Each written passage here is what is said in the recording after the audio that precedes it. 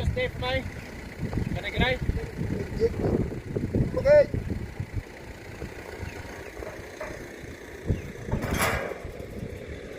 Good morning all the beautiful people. So today we're back in full force. We've got those two guys and Emmanuel will be putting a slab down there for us, thanks to Fiona. A lot of people commented yesterday regarding the white stuff on the leaves, and people said I should cut them off and remove them and don't use them in the compost, feed them to the pigs or burn them. So Shirley's whole purpose today is cutting off all the infected leaves all over the farm and feeding that to the pigs. We've got quite a bit. I am so used to that being the end of the life of a pumpkin that I didn't even consider them jumping on the tomatoes, and I really don't need them on the tomatoes. So the kids came calling and I said, come, let me show you a real true life Pokemon. And I've got that, and then the little horns pops up.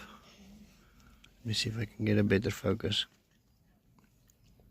And this is what's been eating our citrus. So the real life Pokemon is actually very, very evil. This isn't very pretty, but this is the answer to Ivan's question whether we take out the bones when we cut the meat, whether we use them.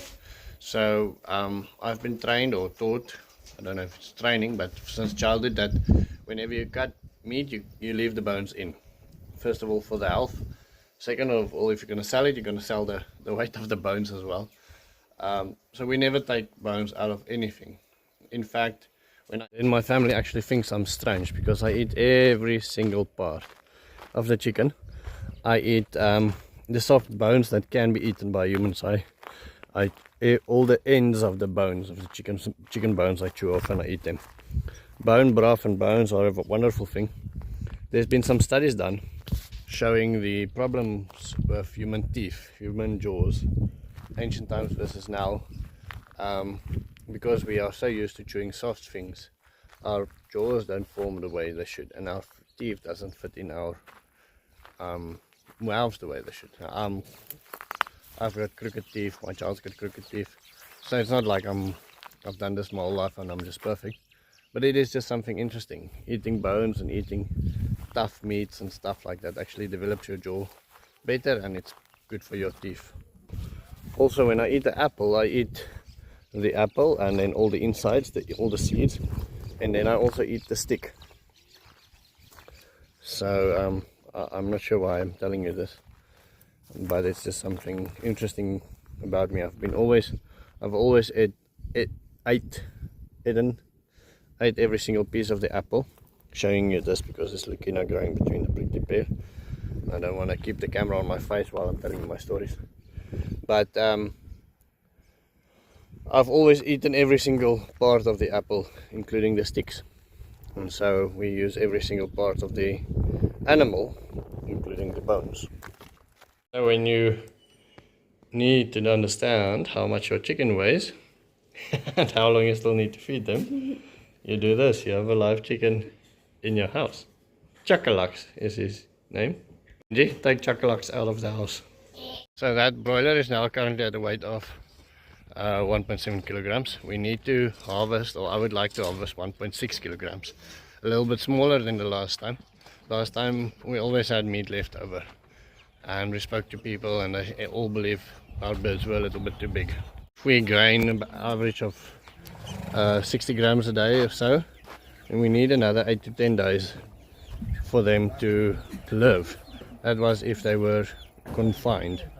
Now they are eating random fruits and veg and thingies, and I cannot say that they will gain that much weight, so we'll have to see. But looks like we'll probably start harvesting in about 10 days.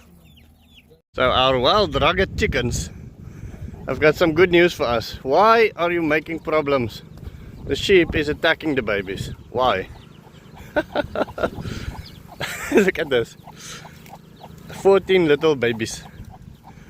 She laid the eggs out in the wild.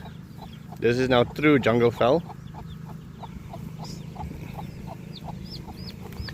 She was brooding on the eggs right there.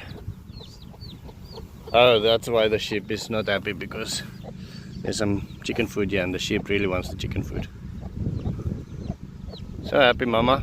Little one is stuck. Let me just let him out. Come. Sorry, mama. Sorry.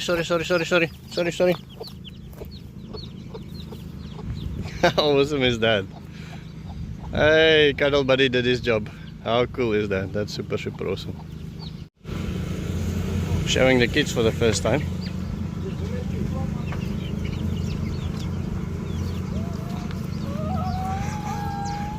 How cool is that, eh? That's the mama. Yeah, that's the mama. Eames, the other waterer, that one that's lying there, use that one. Please.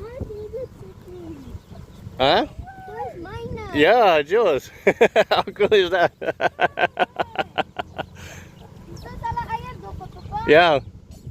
No way. Can you pick them up? Don't pick them up. Stand away so she can take them to the water. Yes. Many people suggested that we use this parrot wire, and we call parrot wire, rather than the current chicken wire that we currently have. The wire that we currently have is more something like this.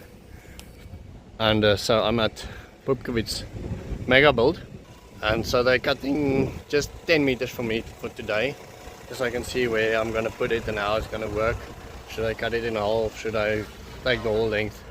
And with the money Jacob Fisher sent me, I wanted to buy these poles, but they needed to be like yay long instead of yay long. And so they did sell them to me. They took my money, but now that I'm coming here to pick them up, they no longer have them. So I'm trying to figure that out.